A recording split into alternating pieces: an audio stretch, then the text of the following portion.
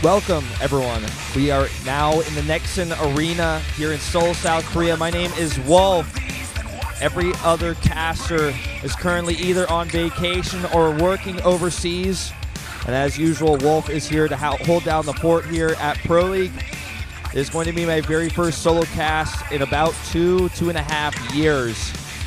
And we're starting things off with SBENU versus JIN. Now, this should be an incredible match today. SBENU is on the up and coming. They're doing quite well here in round 4. They look solid in round 3 as well. JIN is slumping a little bit these days, and SBENU has a winning record versus JIN. So keep all these things in mind as we go into our first match, DongRaeGu versus Maru in this Zerg versus Terran. But today's match is obviously going to be very important for these teams. We're starting to get through the middle part of round 4. So every point matters. We're starting to see where these teams are, where they're going to be. You know, we're at that point where if you mess up too many times, you lose too many of these matches, you lose your chances at the playoffs. And for those teams who don't actually already have enough points to go to the grand final playoffs, then, you know, you're starting to get a little bit stressed because you might actually lose, you know, these points, lose these matches, and then not be able to go to the grand finals, and then have to play the rest of round 4 knowing that you're a failure, knowing that you'll never make it. We're taking a look at two of these teams right now. Jashada Myungshik did advance out of Star League just last week. There's Legend. Talked to him briefly before the broadcast. Doesn't think his team is going to win it realistically, but obviously is hoping for a good result today. The symbol on the right side, Rogue, will be playing today. His team loves him. There's Terminator, someone we will likely not see today, but someone who definitely helps train and is a great backup player for the team. So this match, like I said, is important. We are going to have a second match later on tonight as well, with CJ versus Samsung, so be sure to tune into that one. It's going to be a long night here, a fun night. I think both matches actually could go the distance. We'll see. Now, looks like we're going to take a look at our viewpoints here for today's matches. There's Hyung-Gyung, the very beautiful, the very great host that we have here at Pro League. Does a lot of interviews as well as kind of giving you guys the general idea of what is happening. Before we go into those overviews, let's take a look at our team rankings. SK Telecom T1, undefeated, currently with a 3-0 score. They have not dropped a single map. Coming up in second is CJ Edges at 2-1 with a +3. Samsung closely behind them at 2-1 with a +2, and SBENU in 4th. Now, JIN Green Wings will be playing this first match against SBENU, who's down there at 1-2 with a -3 score, tied currently in 6th with KT Rolster. You know, not a good place to be. They need this win. This is very important for them to get the best seeding possible. And here are our winners' rankings. Hero and Zest currently tied at 17 wins up there. A very similar win rate as well, just 2 losses off for Zest. Looking at, let's just see, Bjell is a close 3rd place with 16 wins. Maru at 15. It's potential that if he wins today and then plays in an ace match, he could catch up. Other notable players in this list. Flash, 17th with a negative record. Dream just above him with an insane record, 10-3. Even Younghwa in there, 8-8 this season. It's shocking to see Cure has actually played 15 games. Doesn't seem like he plays that much these days. Okay, let's take a look at today's matches. DongRaeGu versus Maru to start things off on Coda. They're going into Jakji versus SOS on Bonnie Research Station. And then a bit of a more controversial map with Bomber versus Trap. A lot of people saying Bomber could actually take this one. A lot of Korean commentators favoring him here. But he is in a bit of a slump right now, especially in this matchup. Trap looking so-so. But the map is Iron Fortress, a large map, and we'll see if that new meta PvT is what we're going to be seeing on this map, or if it's going to be more old school. And to finish things off, if necessary, that common, ever so often seen Zerg versus Zerg on Cactus Valley with Curious versus Rogue. And the last match of the night, if necessary, the ace match will be on Echo. So a solid lineup of matches today. All types of matchups. We get to see basically the 3 cores, TVZ, TVP, and, you know, I guess only those 2. And then, of course, the ZVZ down there. But TVP, I think, is a matchup a lot of people are really excited for in Korea right now because the matchup is changing so much. SBENU does have a 2-1 winning record versus JIN this season. The second viewpoint is, if Maru loses today, it will be his 2nd time losing 3 straight games since his debut in Pro League. So we had this last time he played. It didn't end up coming out, but if Maru loses today, it'll be the 2nd time ever he's lost 3 games straight in a row. So it's kind of a weird viewpoint, but in Korea we have all these really insane statistics and all these sorts of things that come out, like what is going on with these players, like how many times has he ever lost 3 times in a row? And the idea is not more about, okay, it's the second time he's ever going to lose 3 times in a row. It's more of the fact that, wow, he's only lost 3 times in a row once in his career. That's insane. Everyone goes through slumps. Everybody has hard times. And everybody struggles through periods of time. You know, look at Flash. This season, he's looking really, really rough. He did kind of turn things on. He's just sort of, I'd say, making a bit of a comeback recently, but he hasn't looked as solid as he did in perhaps previous seasons. You know, DRG, one of the best players in the world, slumping for a long time, now being fielded consistently in Pro League, getting some big upset wins. The poor guy did not end up getting that 3rd win for his team, though, in round 3 to bring them to the playoffs, so they weren't able to do it. A bit heartbreaking, but that team's been through a lot. SBENU has been through a lot.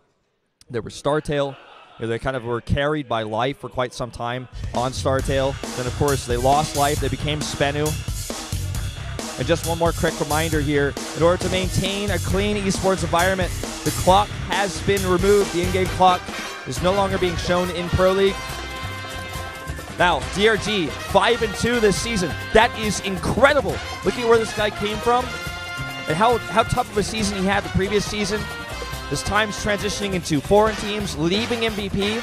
Now finds a home on this team. He's evened up his Pro League score at 14-14. He's taken 1 win versus Terran. Including unofficial matches, he is 4-7 versus Maru. And that's played in 4 ace matches, 1-3. A lot of Korean commentators think he might be able to do it today. I know for sure Coda voted for him. Now, on the other side of things, Maru, one of our most winning players. With 2 wins today, playing in an ace match, he could tie the top place. But he has a losing record currently versus Zerg at 2-5. He's played 12 ace matches and won 7 of them. Nearly a 1.75 average kill rate. This guy is deadly, and he's trying to hold JIN together in their hardest time they've ever had in Starcraft 2 Pro League. This is dire straits for them. This is the worst season, the worst round they have ever had. Losing 2 finals, round 2 and round 3, losing both of those. Can Maru hold it together? Can he bring this team to a 1-0 score versus DRG here? Let's find out right now on Coda.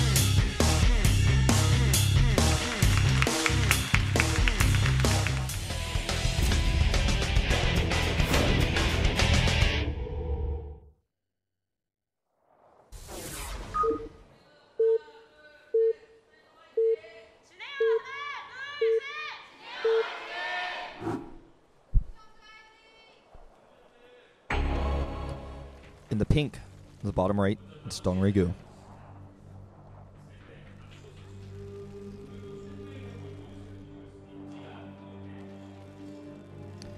To the top left in green, it's Maru.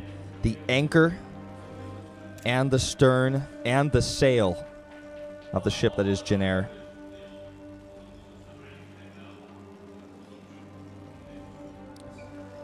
So this is the first match.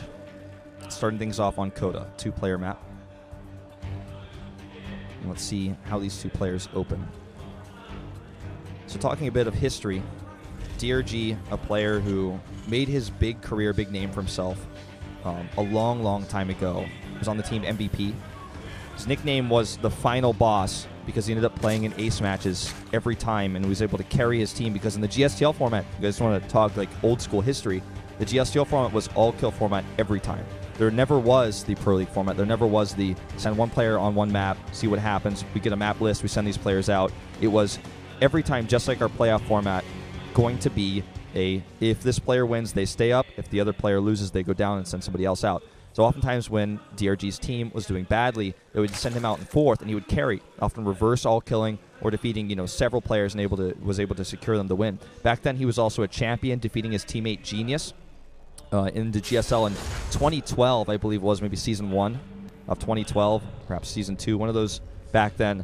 So this guy is a GSL champion. He was one of the best, most famous GSTL players of all time. Then he went through a slump in his career, had some time playing on a foreign team, has now returned to Korea, is now on SBENU, one of our most well-funded teams, as well as SBENU being a sponsor that funds all tournaments in Korea. Not only just StarCraft tournaments, also funding a lot of League of Legends, StarCraft 1, StarCraft 2. The GSL has been funded by SBENU. The Star League has been funded by SBENU. So, big sponsor. And looking at Maru, of course, he's come, you know, he did the opposite of DRG. During the times when DRG was dominating, he was the kid on Prime who very rarely ever played until he became one of the Fantastic Four of Prime, along with Bjorn, Marine King, and Creator. And then decided that it was best for him to, as Kespa started to take over, move into a Korean team. So, or rather, a Kespa team. And picking up Maru was the best trade. I said this with Valdez on day one we were casting last year. Best thing that ever happened to Jin was picking up Maru, and it stayed true. He's advanced in his career so much. He's a multi-time champion, one of the most winning players in Pro League, not only this season, but last season as well. Let's talk about openings a little bit here, because I didn't get too deep into it. We do have a pretty early gas coming out for DRG, which is scouted by Maru. It's important for him to know this and also see the hatch timing, because he went for a CC first. So now he knows what he's up against, can play accordingly. And the question is, what is his follow-up? Back at home, he's only taken one gas and is going to go ahead and place that factory. And we'll start the bunker now at the top of the high ground. All of this, of course, known to DRG with that Overlord. And Maru just pushing that away. Overlord just trying to get up on that pedestal. Get better placed. Bit of a misplace here. I was going to say, is that a bug? That was a bit stressful there for DRG, no doubt. Drawing his attention away. Now, DRG often a player who gets emotional. Now, he's a player that, you know, I said he was the final boss. Before his slump started at the very end of GSTL, there was a famous moment when he was the ace player for his team to go to the grand finals that was going to be held in Busan, which is DRG's hometown. And he ended up losing it, losing in the round of 4, so he didn't end up going to the finals. And just the next day, because both the GSTL finals and GSL finals were going to be at the same time, it was the MC Seed finals, if you remember that, and the Slayers versus Epic So finals, where Slayers got all killed by Gumiho. So if you remember that sort of history, remember this time period, DRG failed in being the ace player for the GSTL and also got knocked out of the round of 4. And I felt like that was one of the times where DRG kind of slipped into the shadows and kind of disappeared. It was a very dark time for him. Then he ended up being a player for the ace player in GSTL quite a lot and kept failing, so he eventually kind of got benched for that. He disappeared for a while and started making his debut in Pro League. Played decently last year at the start of things, then kind of slumped again, and is now on the up and coming again. So, I mean, just talking player histories here, DRG definitely someone to take very seriously at this moment in time in this matchup, especially because Maru has a losing record in this matchup. And his opening here is going to be Banshee play. Hellions coming up here to scout, get a little bit of information of DRG's third base. Of course, it's not there, because the meta has shifted quite a bit in Korea. I'd say more often than not nowadays, believe it or not, we actually have 2 base layers into Mutalisk. It's a safe play against the aggressive Hellions and Banshees, and oftentimes, if the Terran is not responding well, you can actually straight up kill him with it. Just ask Maru when he played on, I believe it was King Sejong Station in the round 2 finals, playoffs I should say, like, you know, playoff finals, where he played against Biel, and Biel was able to defeat him with a 2-base Mutalisk build as he was trying to transition into mech. Not going to be mech this time, of course, from Maru. He's no innovation. A good attempt to deny scouting here with this Viking, but the Overseer comes in at just the perfect time to see the additional barracks being added, as well as Stim being researched. Not only that, he will see the 3rd CC, so he has all the information he needs. But keep in mind, this is a bit of a time in the meta, not only inside of Korea, but outside of Korea, in foreign tournaments, where mech is becoming a lot more popular. It's being considered a lot more viable. In fact, many people in the foreign scene are saying that it's too strong. So it's important for a player like DRG, who's already going for this 2-base layer timing, to identify very early on what it is that his opponent is doing, what it is that his opponent is teching to. Spire is nearly done, and he's also rushing out a burrow here, leading me to believe he will be using some burrow banding traps with those Mutalisks. And now we'll actually catch these Hellions here. Never walk into a line of sight blocker if you don't know what's there. Ever. Just don't do it. How many times do I say this? How many Hellions have to die before people learn? All the Hellions went down. Maru no longer has any map control, any map vision. And now look at this. Instantly, DRG spreads his creep in a million different directions. 8, 9 active tumors. Burrow nearly done. And he still holds the watchtower with Banelings as well this time. Send Marines into that watchtower, you're going to regret it. I'm going to check, verify. Yeah, no Baneling speed. It's been quite delayed here. He's been spending most of his gas on these Banelings. Mutalisk and the early +1. Even the rushed burrow costs some gas. Now, you're setting up an early trap here with these Mulists. As I mentioned before, this is a great plan. And Maru with a bad control mistake here. Nearly losing Medivacs. Look at this bait! No! No! He loses so many Marines. So many Marines go down, and DRG is controlling this early game. Just playing out of his mind right now. This is when a plan comes together.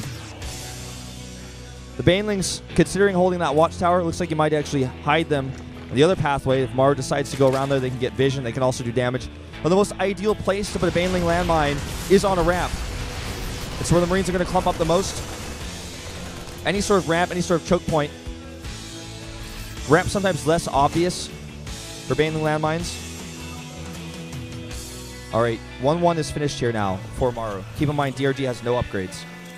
Besides the +1 for his Mulus, there's nearly going to finish. He's adding a macro hatch. Looks to be adding a 4th base to the bottom left as well. Not yet. Was poising for it. This could be the sickest drone scout timing of all time. Okay, Maru drops here. Expected there to be a 4th base based on this playstyle. And look at this. I actually don't even think he's going to cancel that. No way. That was just bad luck. He was looking elsewhere. Supply-wise, you can take a look at this and see DRG has actually pulled up to 75 drones. That 4th base is going to be an important transition point for him. He's going to need that. And as you can see, as the Korean observer is highlighting, the evolution chambers are just now being added for DRG, and Maru already has 1-1. So this is going to be a problem in the long term. But again, this drop gets shut down with this many Mulists out, being used now defensively. He loses his medevacs. There's no escape. Scan goes down here. He's starting to push the creep back, which is, by the way, already past the watchtower. With that early Hellion kill, with all those Lings early on, it's so easy to actually spread creep. Because there's no way to deny the Queens. We don't have those Hellions on the map. No way to deny the Tumors, because even the Queen's probably not going to die to the Hellions, right? But you don't want to be wasting energy while the Hellions are targeting down your Tumors.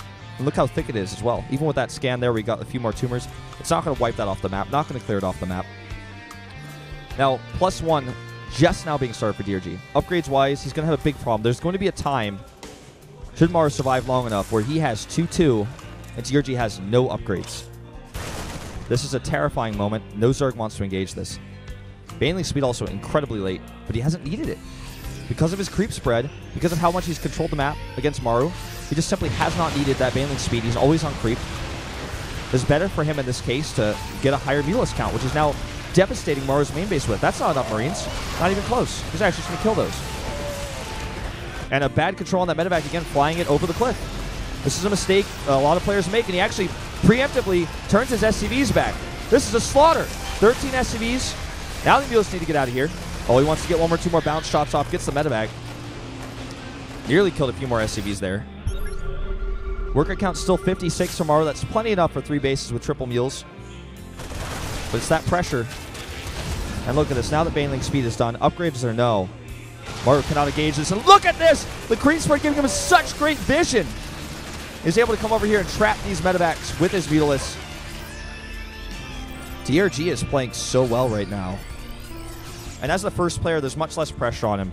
You know, I was talking about earlier about how he gets stressed, especially when he's the one who the life of the tournament depends on. If it's all up to him, I feel like the pressure sometimes gets to him. But in a game 1, I feel like he's much more comfortable. Even though his nickname is the final boss, I'd love to see him sent out first more often. Obviously, in this league, the choice is often more map dependent, but still. Mutalis Swarm is going to be coming up to the top. Looks like Maru will finally push that creep off of the watchtower completely. And I don't think there's a Widowmine there. The observer was trying to check for it. Ooh, that was terrible Baneling hits. And all the Mutalis are away. There's no turret here, so he's doing a lot of damage. Oh, this time there's no splits, though. And here comes way too many Lings. Maru's army is not big enough. He's trying to rely on these Widowmine traps, but DRG's not having any of it. However, we'll kill 2 queens over here. DRG a bit out of position. The Baneling's rolling in very slowly. Will he get that hatch? Doesn't look like it. Meanwhile, the Mutalis doing more and more damage here. Way too much. 3 additional barracks being added at the 3rd base. And Maru is starting to run dry on money. As you can see, DRG constantly having a more consistent bank. With all these SCVs dying constantly, he has to replace those as well, which costs him more money. Is adding now... Did the engineering base go down? Looks like they did. E-base went down. I don't think those were shown on screen. But they're dead. They're gone. So he has to add another eBay. And this is important for DRG because there's already a whole set of upgrades down. Was briefly 2 sets down. But this means that Maru's not going to be able to get both of his upgrades as quickly as he would have liked to. Vilas are going to find a medevac here. Perhaps a Marauder. Nice pickoffs there. And a free kill. DRG, I have to say, not doing the best job of replenishing his creep in the middle of the map. But the sides of the map, he is pushing it through. And he still has a decent amount. I mean, he's at the halfway point. He's right on the edge of the watchtower. And since Maru has been pretty consistently controlling that recently, especially with those Widow Mines, it's a bit tough to get that on. But if he could just make that thicker, if he could actually push that across the map again, taking a 4th base would basically be out of the question for Maru here. Oh my god. I thought he knew about those. Turns out, no, he doesn't. Okay, big attack over here. There's no Mutalisk nearby, so they should be able to escape. I just want to point out there are 50 banelings on the map to 67 Marines. He nearly has more banelings than there are Marines. With a few good hits, that would absolutely happen. And meanwhile, DRG is setting up for another attack. Perhaps at the 4th base when that ends up getting moved over there. 4th CC is nearly completed. Maru is continuing to drop, and with those Mutalisks losing so many hit points earlier, and oh god, he's going to lose even 2 more of them, it's tougher for him to shut down these drops. Now Maru is maxed, and he's going to have these good upgrades to fight with. DRG's 2-2 are not done yet. And keep in mind, this Baneling attack over here, this Ling Baneling attack, means less units at home to defend. So he needs to do critical damage with that. Look at those hits. Not good enough. Not on those Marauders. A ton of damage being done here, but realistically, can he stop Maru's attack? It looks like with 64 Lings on the way, yes he can. And Maru will move back across the map. His Baneling trap, decent. Could have been better, but not going to complain about that one. Units lost here, you can see Maru losing quite a lot of resources for a Terran player. That's more of the issue here. If you look at his 55 SVs, you're like, wow, Wolf, he's fine on 3 base. I mean, he's got a 4th base coming up now. He's got 4 mules at a time dropping down. But all the resources he's lost means he always has to spend this money to replenish. And then gives more time to DRG, who can mass Banelings versus a nearly, well, it was initially nearly a pure Marine army. Now a lot of more Marauders have been added into the mix. 3-3 is on the way for DRG now. +3 attack nearly finished for Maru, but the production here is being capped. Here's that good splitting that we've been looking for. Okay, tons of Banelings just finished. 5 more on the way, and a lot more Zerglings to accompany them. He's got so many hatcheries here.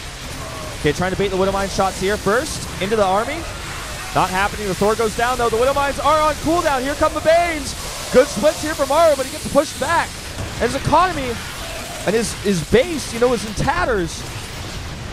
He cannot replenish this army very easily. Notice how he's starting to look very, very thin on these engagements. Losing his medevacs.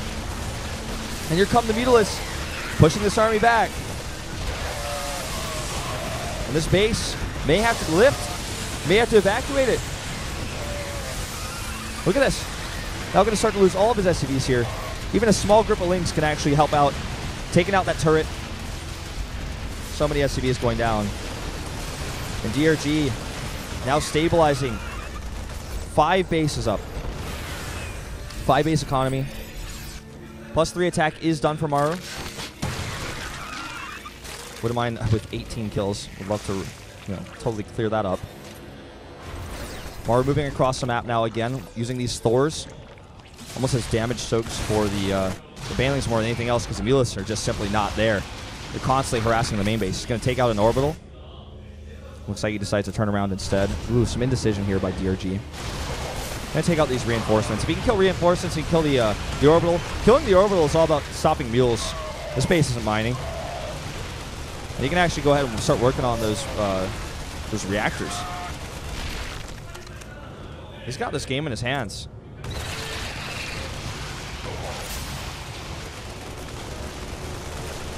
Orbital getting low. 666. Very unlucky number. I wouldn't mind with 4 health, now 30 kills. Keeping Maru somewhat alive in this game. Big attack here now that the Widow Mines have all been triggered. With the Mutalisks away, cannot kill that Thor that's on the retreat. But here they come back. And even with that Widow Mine, it's not going to be enough. I think this is the end of this game. The Thor gets sniped. This bio is not enough to fight these Lings, which are about to have 3-3. And that should seal the deal. That should end the game here. DRG has done it. He will bring SBENU into a 1-0 lead. And Maru will lose his chances of taking first place in the winners ranking. And it's been a poor anchor for his team here to start things off. A scan, the GG scans, checking saturation. And that should be it, ladies and gentlemen. GG. DongRaeGu does it, takes the momentum, takes the lead. Comes in, gives JIN a pat on the back.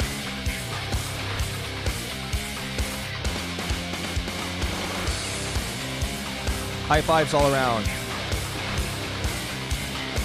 Notice the lineup for SBENU today is pretty thin. Only bringing what is necessary for the match today. That along with Myungshik. Is that foreshadowing? So we might see Myungshik in the ace match. Absolutely possible. Ace match will be on Echo if it comes to it. But can JIN bring it to that? They are having the worst season they have ever had in StarCraft 2. And on top of that, the worst round they've ever had. Wipe that smile off your face symbol, because this is not over yet. And this is a rough time to be a JIN fan, to be a JIN player. So a lot of JIN fans in the studio today. Just taking a look back behind me, looking down, you guys can see part of the crowd there as well. The right side is the JIN side. It's the side where all the JIN fans are there to support. Loud cheers going into these games that Maru was not able to deliver. Now, JIN versus SOS will be game number 2. SOS, a player known for his